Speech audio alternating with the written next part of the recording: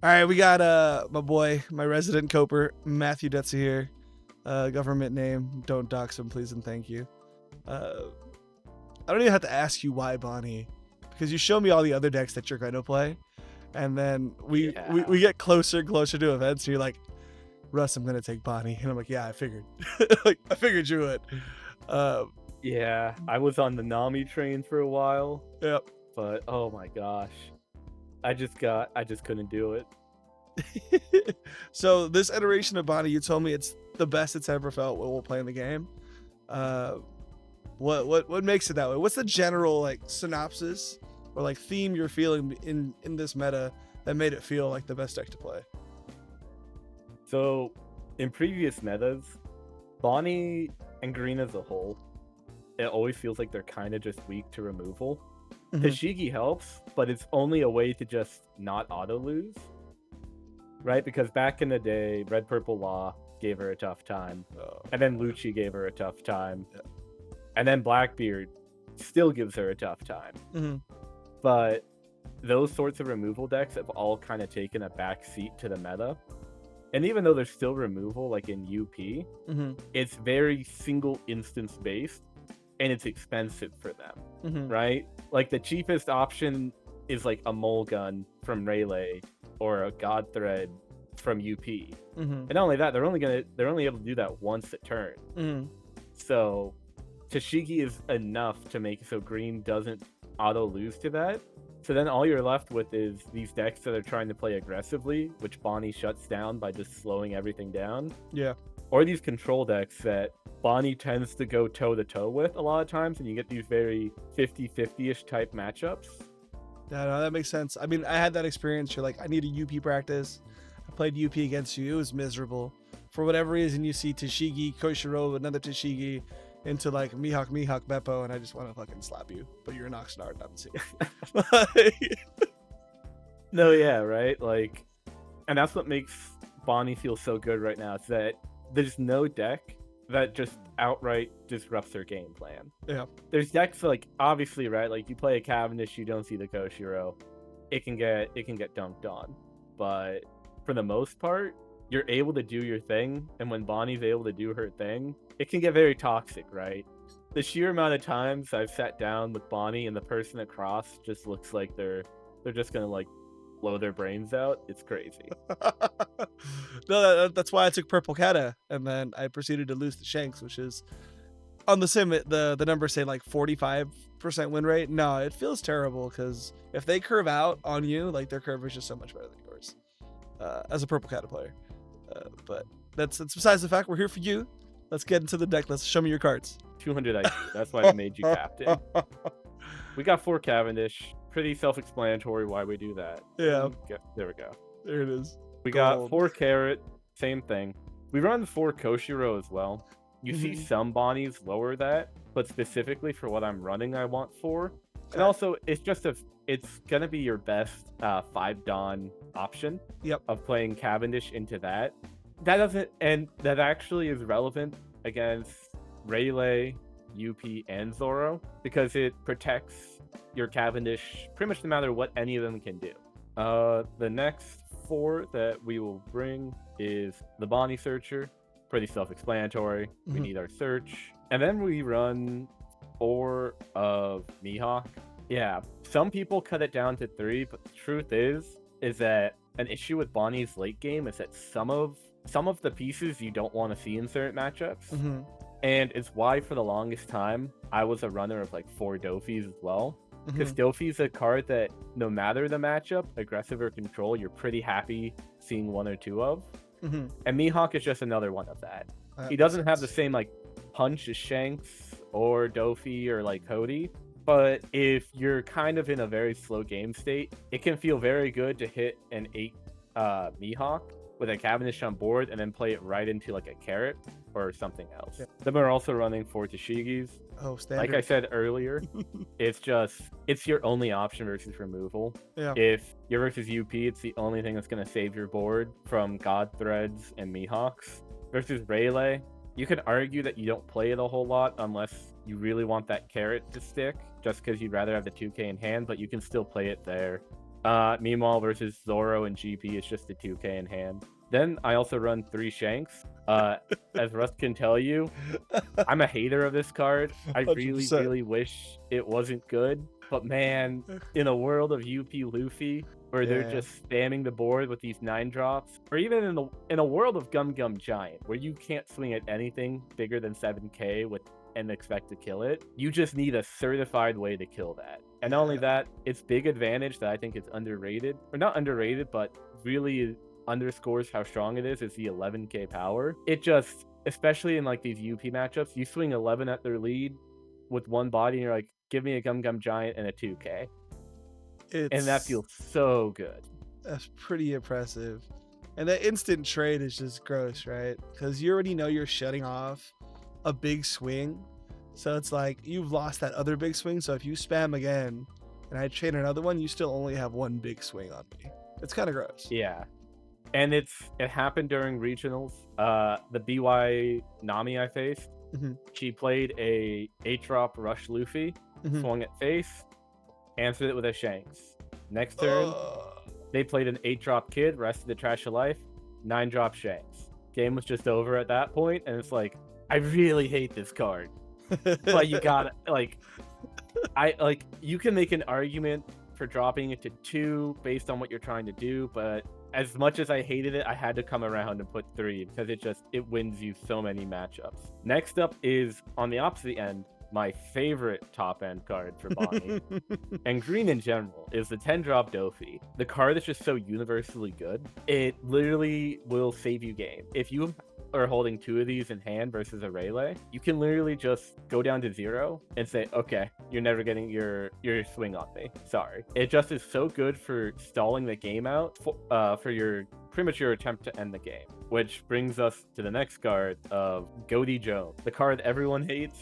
And people that play the deck know that is actually the reason you lose like half the time. I run it at 3 of. A lot of people run it at 4 of. I found that uniquely in this meta, there's matchups you just don't really want to see it versus, or see it in. Mainly Zoro and Rayleigh. Just because they're already burning you and you're more just trying to see your curve while staying healthy enough. And then just go for game with the board that you build. But a lot of times, even in those matchups, your game plan kind of looks like Dofi, blocker up. And then once you think you either can't survive next turn, or you think you have your best shot at game, then you can drop the Hody and go for it. The only matchup I'd say you want to drop a Hody when you're not going for your game is probably UP, or the Bonney mirror, actually. You see this a lot in the Bonney mirror. I can make an argument. I'm sorry, cutting you off there. As playing Purple Kata, if you take first and you open Cavendish Hody to like answer the 5/7 that's on board that needs to stick, it's another matchup where it's just like, yeah, early Hody. It's really sucks. funny you mentioned that, because the game versus the Purple Kata that I won, I saw 2 Hodys and I played them just like you were saying. Yeah. I forget if I had the Cavendish established. I at very least had another way to restand Dawn up if I did it. But I hit him with the Hody. 1 turn went by. Hit him with the 10-drop Dofi. Next turn, hit him with the second Hody. And all of a sudden, his 8-drop Katas didn't really do anything. Yeah, that's what it feels like. One of the newest additions to this deck in OP12, the 5-drop Bonney. I said that part of the reason that Bonney felt better than she ever had is because her heavy removal decks were gone. The other reason is, in large part, this card right here. Bonney has always kind of been just a very bricky deck, where you'll get games where you just have no counter value in hand. Or, for example, right, I'm against a Rayleigh and I see 2 Hodys. And it's like, oh my god, I don't need Hody. He's already killing me enough. So this just gives you the hand to not only be defensive, but it also gives you card draw, restands the Dawn, and filters out the trash. So it's so good. So it makes Bonney just so much more playable in general. And then the next 2, which I'm going to kind of stack on top of the tissue. We run 2 X-Drake. The idea behind him is that if we're ever against the UP and we just need to desperately rest their Nami blocker to go for game, or for whatever reason we're trying to starve out a GP and swing into Sanji Pudding, you can play this, get some swings off. I don't think it's ever really come up in a meaningful fashion. I think like I've swung at a Sanji Pudding before using it. Besides that, it's just a searchable 2K. The other another two of that I run is Pedro. Pedro. I tried them in the beginning, didn't really like it. Took a break with it, came back. It's just especially now that you no longer need to run Eroge because of the 3-drop Bonney, it just feels like such a good way. It's a card that requires an answer from your opponent, right? When I put this down, I'm telling the GP Luffy player that they have to literally dead man's game if they don't want me to pop their Sanji Pudding, or they have to have their stage ready to go. Or I'm telling the UP Luffy, right, that they have to either Mihawk this or give me their Rosinante. Or I'm telling Rayleigh, actually no, Rayleigh doesn't have an option. He's just losing his Luffy. And even like in the green matchup, right? What's Zoro gonna do? Play Tashigi rested and kill his own Tashigi? Okay. It's like, and versus Bonney, you get the same thing where it puts so much pressure on your opponent to answer. And now that you're no longer like trying to get that sneaky erosion there, it now has a very good spot. And it's also the reason why I run 4 of Koshiro, because a lot of time Koshiro can protect Pedro until you get that high value. Next to a card that also helped Bonney is this beige, because yet again, it's just more filter for when you're, just bricked up. From PRB, I think the only card that really is worth running in it is this Jewelry Bonney. 3 Dawn, blocker, 1k counter. On opponent attack, restand 1 Dawn, and then you can go right into leader ability. It's just a Roge, but cheaper. It does put you at a little bit of a risk, because they can always KO it before doing any attack. But even then, you're forcing an awkward turn, or an awkward pattern out of your opponent. Or not necessarily forcing an awkward opponent, but an awkward sequence, but you're forcing a sequence out of your opponent. It's good. So then we're running 2 Kid and Killers. These are, I think, one of the more underrated Bonney cards. It's another way to search. It's a search on 2 Dawn that technically can still leave the Dawn up, unlike this searcher on 2 Dawn, because it can trash itself to restand. And the fact that it can trash itself makes it untouchable by Zoro, because if he tries to swing at it, you just trash it and he loses his leader ability. Not only that, because you can trash it like that, it's a 2k, so it can swing at small bodies a little better. And once it's played, you don't have to choose between, like with this Bonney searcher, swinging at a small body or searching. Even though that's a very rare and low stakes type of interaction, this just provides more searching, which you're just really trying to find this Cavendish in every single game, in every single matchup. And it forces them, it's another way to restand Dawn without leaving the Dawn up, which is really helpful for all your green matchups where they're running Dead Man's Games or Hodies and can rest your Dawn. And then we get on to our last 2 2Ks, Scratch Man Apu. And the idea behind Apu is similar to the idea behind Drake. It's mainly just a searchable 2k, but there are instances where you're versus a Zoro or a Bonney, but someone that runs a baby blocker. And let's say they don't have a Dawn up, but they just have 1 baby blocker. This is a lot more Dawn efficient than spending 7 for a Hodie that's also going to take your life. It can be another good way to just get around baby blockers and go for game. Or versus Rayleigh, what I love to do is I love to just put this out and swing at their babies. And then they have to, and then when they play another baby, I can just attach one to this and swing at it. And now they have to actively consider whether they're going to waste a swing at my 1k Apu. Anything to make Rayleigh players suffer, right? because we don't counter them hard enough as it is. No, not at all. Not at all. And then my special tech for this deck, which I'm going to put front and center. Yeah, you've been on that for a while. 1 of Law and Beppo. I think this card is really good. I don't think it's good enough to run as a 3 of. Maybe a 2 of if you're really feeling yourself. But as a 1 of, it's great. The issue with your other top end, when you're running Shanks and Dofi and Bond, the way that you counter one is the way that you counter the other, and it's by just not resting your things, not swinging. You see it all the time where GP players will hold off on a swing for a turn, or UP players will hold off on a swing for a turn. And sometimes it's goofy of them. It's very context dependent, but sometimes it's actually the right move because you are sitting on that Shanks or Dofi that's going to completely destroy their board. So part of the reason that Law and Beppo is so good is that if the enemy chooses to try to play around these two, the Law and Beppo comes in and punishes them for it because it rests an opponent character, freezes it, And then if they have 2 or more rested characters, including the one you just rested, you become a 7k leader until next turn. You can actively punish players that are trying to play around these 2 right here. It's also an 11k body, so it has that same advantage as Shang. And even though it doesn't come up all the time, especially in some matchups like Rayleigh, where it's like, why would I ever do that? Versus UP, it comes up quite a bit, and it's won me multiple games. It came up in the one Bonney mirror I played. I played it to pretty much seize control of the board, but I was able to swing with my carrot on board to freeze his Cavendish, then play this to freeze his carrot. And it just gave me so much control over. And then the final card, not too shocking, not too special, is a 1-of Kid. Some people still run it as a 2-of, some people have cut it. I've tried both seem to work. This card is just a certified Bonney classic. There's games where, against every leader, where it just wins you the game because they're stuck swinging at an 8k body that's protected by blockers, while you just pelt them with your Cavendish and like Dofi that you have out. Yeah. And there's other games where your whole strategy relies on this guy living, and then they just mulligan, and now you have to defend your 3k body from 1k babies, or else you risk getting unblockable rushed down. Yep. So I like it as a 1-of. I feel that with 6 searchers, I see it enough in the matchups where I need it to see me through. And even if I don't see it, because Bonney, I think this current list I'm running is running 18 blockers, usually it's still fine, but it's kind of a, oh shit, I might lose this game, put this down, stall me out for a turn. Because I've had Rayleigh games where they get me down to 0, but then I play the kid, and even though they kill it, it buys me that 1 turn to get the Dofi, and then you play the Dofi, and you just deny them that unblockable swing.